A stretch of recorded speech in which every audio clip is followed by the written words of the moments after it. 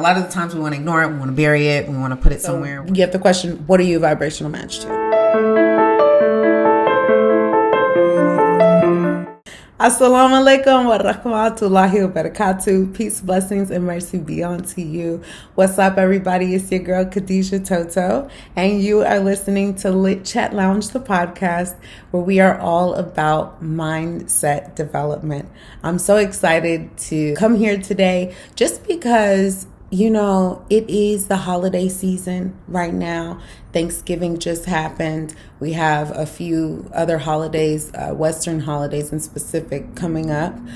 And in this season, I know a lot of people like to make their vision boards and they like to, reflect. It's a great time of reflection of what we're going to do as we bring in the new year with one another. And one of the important aspects of all of this is truly being reflective and understanding how we can change on a consistent basis. It can be difficult to change, right? It can be difficult to transform. Transformations and changes, one of the main things that I've learned is that change is more temporary, right? However, transformation, it changes like one thing, right? Oh, I just lost weight.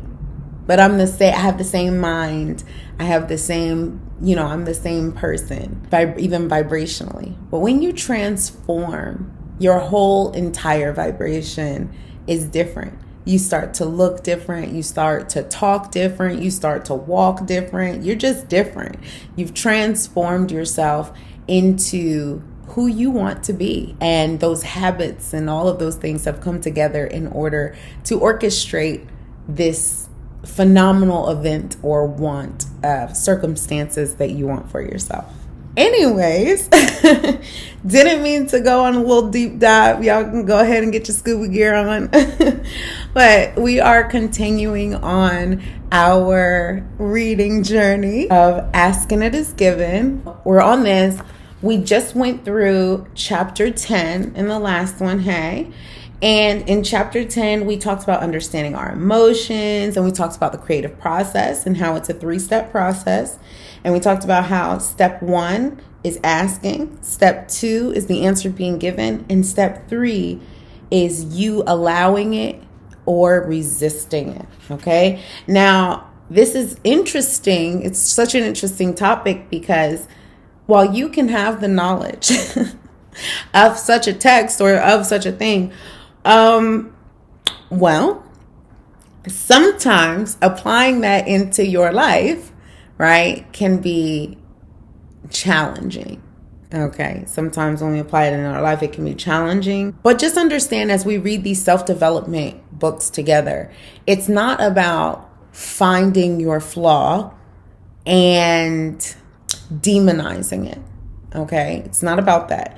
It's about finding your flaw, finding those parts of you that are not vibrationally aligned and working with it. Okay, we have to work with it. We have to understand it. We have to know, why is that there? What does it mean? And we have to be able to dig. Okay, we got to dig into those spaces within ourselves and with other people as well. Because at the end of the day, we're all creating our own realities.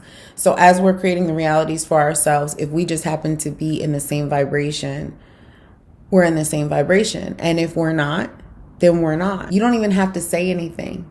It's just going to naturally what's that one thing called? It was some 2 roads diverge. And I took the one that was less traveled by. I can't remember who came up with that quote, but if anybody knows, write it in the comments. But yeah, it's about choosing the path that you want to be on. And you're not going to be perfect in this journey. I don't believe life is set up like that, where perfection is, it's our imperfections that God loves. And I truly believe that's where God's mercy, God's grace, if Christ is strengthening us, if Christ is what strengthens us, right? And whatever that means to you, Okay, I'm not a preacher, so I'm not here to tell you, the Quran says, or the Bible says, or the Buddhist scripture. I am just merely citing things that I feel are applicable to this. When we are navigating through these complex places, be it emotionally, be it however it is, we have to understand and be patient with ourselves, because it can be tough. It can be tough. It can be really tough. And especially if you tend to be hard on other people, you're even harder on yourself. Trust me. Trust me. I understand the pain. But it's a pain that we can all get through together. And that's why we're here. So without further ado, let's keep going on and reading this book, because we're over here having heart-to-heart moments. I know I could feel it with y'all too. Okay, let's continue on now. Don't be getting me in my emotions like that. Okay, so here we have every subject is two subjects, wanted and not wanted. Okay, and you get what you're a vibrational match to. What are you a vibrational match to? Like the genuine, authentic version of you, without other people's opinions, what is it when you just sit with your own thought of that going into you and who you are? What does that feel like? What does that look like? Because for some people the picture doesn't look like that, right? For some people the picture looks different. And so I think communication is always important, because it's going to always put you on the same page, right? If we're co-creators, if we're working together, the goal is to continue working together, right? And to have that teamwork in place and established. All right, I think that's enough of chapter 10 and this little pep talk going on. I don't know what's happening today, but hey, somebody needs to hear it. Welcome. All right, so let's go ahead and get straight into chapter 11. Chapter 11 is called, With Practice, You Will Become a Joyous Deliberate Creator. As you consciously consider the way you feel, you will get better and better at directing the source energy, and you will become a disciplined and joyous deliberate creator. With practice, you will be able to achieve a focused control of this creative energy, and like the skilled sculptor, you will take delight in the molding of this energy, which creates worlds, and direct it toward your individual creative endeavors. As you focus creative energy, there are two factors to consider. First, the intensity and speed of the energy, and second, your level of allowing or resisting it. The first factor has to do with the amount of time you have spent considering your desire, and to what degree you have become specific. In other words, when you have been wanting something for a long time, your summoning power is much greater than if you are thinking about it for the first time today. Also, whenever you have considered it for some time, having experienced contrasts that helped you to become even more specific about it, your desire summons it in an even more powerful way. Once a desire has achieved that sort of power or speed, it is quite easy for you to feel how you are doing with the second factor, the allowing or resisting part of the equation. When you are thinking about something that you have been wanting for a very long time, and in this moment you are noticing that it has not yet happened, a strong negative emotion would be present within you. For you are thinking about something that has very strong energy that you are not in vibrational alignment with. However, if you are thinking about something that you have been wanting for a long time, and you are imagining that it is happening, then your emotion would be one of anticipation or eagerness. And so you can tell by the way you feel whether in this moment you are a match to your desire or a match to its absence. Whether you are allowing or resisting your desire, or whether you are in this moment helping or hindering, it is not about controlling thoughts. It is about guiding thoughts. In your highly technologically evolved society where you have immediate access to almost everything that is happening around your planet, you are bombarded with thoughts and ideas that at times feel invasive to your personal experience. And so the idea of controlling your thoughts when there are so many other thoughts coming forth seems impossible. It seems instead rather normal to just give your attention to whatever is in front of you. We are not encouraging you to make an effort to control your thoughts, but instead to make an effort to more or less guide your thoughts. And it is not even so much about guiding your thoughts as it is about reaching for a feeling, because reaching for the way you would like to feel is an easier way to hold your thoughts in vibrational alignment with that which you believe is good. The law of attraction is already magnetically attracting and organizing your thoughts. So having an understanding of and deliberately working with the law of attraction is extremely helpful in an effort at guiding your own thoughts. Remember, whenever you give your attention to a thought, that thought immediately becomes activated within you. So the law of attraction immediately responds, which means that other thoughts in vibrational harmony with the thoughts that you have just activated now join your activated thought, making it a more pronounced, more powerful, and more attractive thought. And as you continue your focus and as your thought expands, that more powerful thought that you have just activated is joined by others like it. And on it goes. When your practice thought becomes a dominant thought, whenever you have consistently focused upon a subject, causing a consistent vibrational activation of it within you, it becomes a practiced or dominant thought.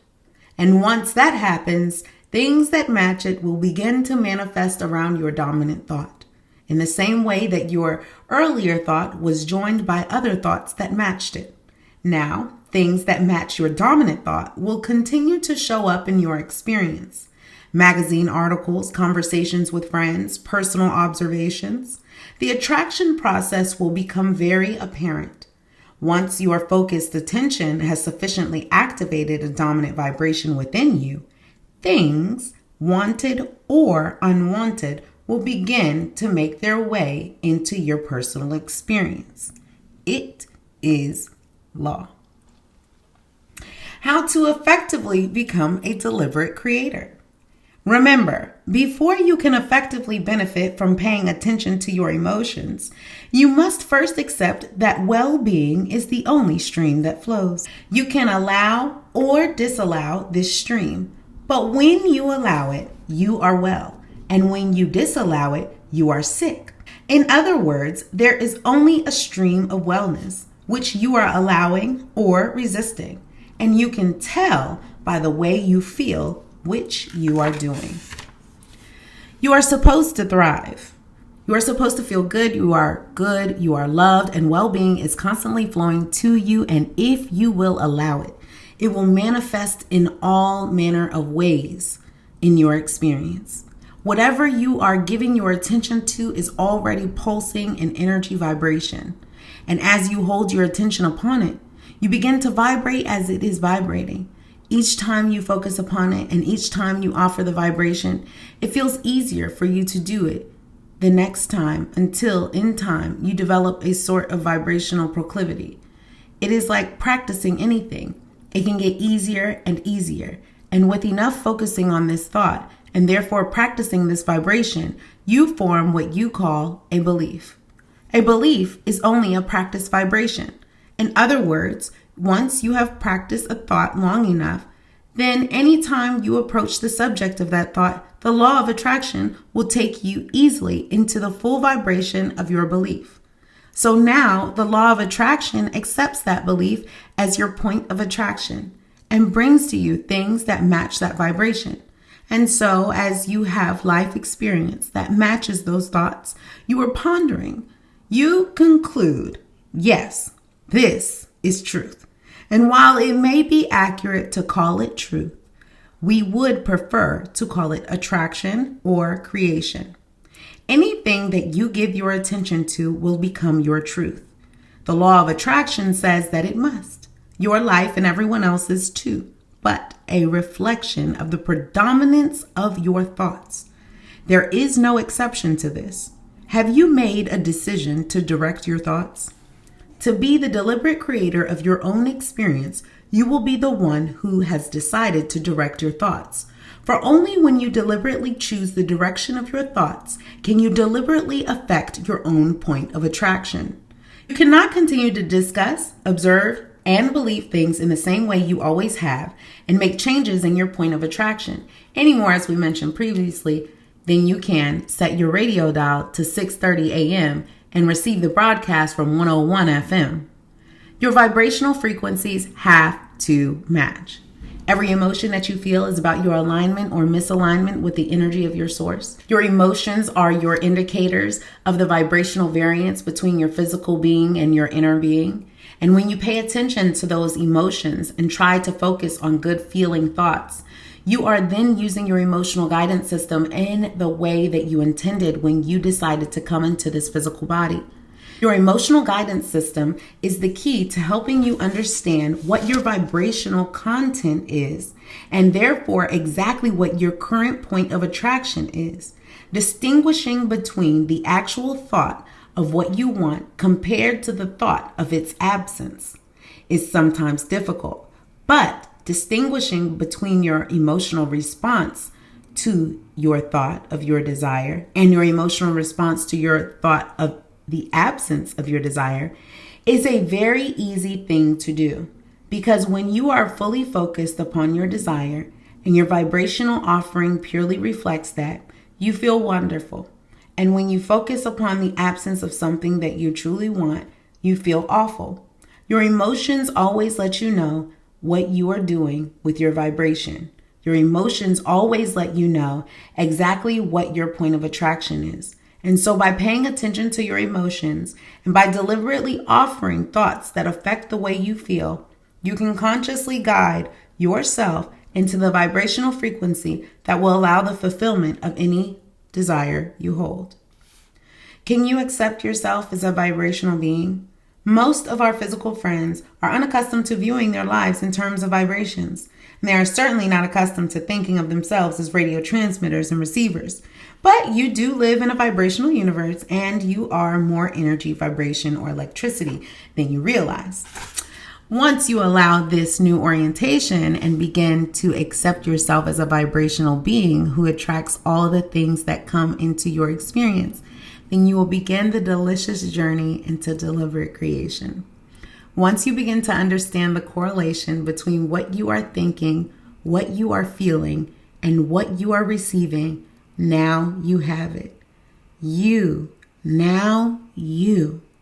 Yes, you hold all the keys that are necessary to get from wherever you are to wherever you want to be on all subjects. I love this chapter. Oh my goodness, I love chapter 11. It was amazing. I just literally recorded, and everything I recorded just deleted. Part of being a content creator, right? It's okay. I hear many other content creators say similar things, so it's all about repetition, right? We keep going. We keep going. We don't see the obstacles. We just keep going. One of the things that really stuck out was the part when it says as you focus on your creative energy, right? And it talks about there being two factors to consider, right? The intensity and speed of the energy, and you're allowing and resisting it. Okay. So the first part is intensity and speed of energy. Okay. How focused are you in on this creation that you want or that you're looking towards to having for yourself, or this desire that you have, right? And the second part is, are you allowing it or are you resisting it? And this is the part where I think a lot of people can get confused of exactly what does allowing and resisting mean, right? So when you're allowing something, you're going with the flow. Okay? When you're resisting something, you ain't going with the flow. And I'm laughing because that for me is something that personally that I work on a consistent basis of like, hey, go with the flow. Go with the flow. Just allow it to happen. Because I get real scared and be like, then you got trauma responses coming out and issues that, we all have our issues. We all have our trials and tribulations. We all have things that have happened in the past that affect us in the present day, but it's about being vulnerable and opening enough with yourself to realize, okay, this is why this is like that, and I'm okay with it. I'm just going to fix it. We're going to move on. We're going to keep going. It's just about reconciling with yourself, like inside of yourself, reconciling. The next thing I want to talk about how they talk about how you have to be a match to your desire. Okay. So you have to be a vibrational match, meaning remember that game, and it's an older game, and essentially you are matching the pictures together, and you have your opponent is across from you, and you're both trying to memorize and flip the cards. It's the same thing. Like, if it's a match, it's a match. And if it's not, it's not. And it's about how, like, using your emotional guidance system to determine, okay, what does that feel like? Or what is that? Or what can that be? Or what does that mean? It's like, okay. What does it mean? What does it mean? Because sometimes we can be speaking the same language, but speaking a different language, vibrationally. We can both be speaking English, but we could be using our English in different ways. So how are we being a vibrational match to that which we want? How are we speaking life into it? And how are we allowing ourselves to do that? The next thing she talks about is the thought becomes magnetic. And I love this part because when we talk about the thought becoming magnetic, just attraction in general, like bees to honey. It's like the bees in the hive. They're working the honey. They're doing their thing. They are working that thing. Okay. The busy beehives. Listen, what was that one show called back in the day? Magic School Bus. Y'all remember when the teacher, they went to do the little bee episode? That's been a long time. Magic, being a teacher and being around children, you tend to watch these things. You're like, oh my gosh, these shows have really transformed, because you hadn't watched in maybe 20, 30 years and the show's still on. And it's like, oh, okay, it looks different. This is really cool. Always pay attention to your feelings and asking yourself, are you allowing or are you resisting? And sometimes resisting can feel like traumatic responses, but it's being aware. Are you aware enough of the things that you need to work on? We all need to work on something. We all need to work on something. All of us. Every single one of us. Okay. We all have something we need to work on. It's not about being perfect. It's about being perfectly you in the moment. Are you your best that you could be in that moment? Like, oh, I was my worst in that moment. How can I become my best in the next moment or in this moment right now? And it's vibrationally aligning ourselves into that which we want and that which we desire, right? And continuing in on the journey and being open to be on that journey with self.